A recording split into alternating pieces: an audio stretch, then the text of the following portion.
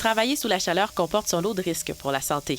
Selon les statistiques de la Commission des normes, de l'équité, de la santé et de la sécurité du travail, une vingtaine de travailleurs sont victimes d'un malaise lié à la chaleur chaque année au Québec. C'est le coup de chaleur qu'on essaie d'éviter. Les premiers symptômes, c'est des crampes, maux de tête, maux de ventre, des vertiges, étourdissements.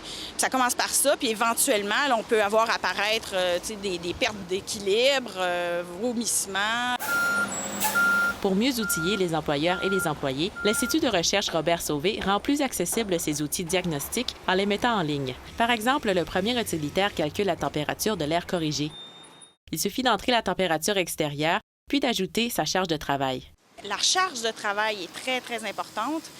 Si on travaille beaucoup, très fort, au pic à l'appel, puis la température est moyenne, est correcte, est chaude, là, on peut avoir un indice de contrainte thermique, mais le lendemain, on pourrait travailler un peu moins fort, juste pousser ou transporter des boîtes.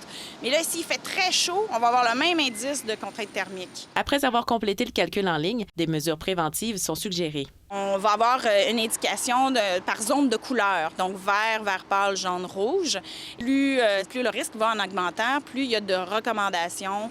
Puis c'est sûr que boire de l'eau, ça fait partie de la recommandation numéro 1.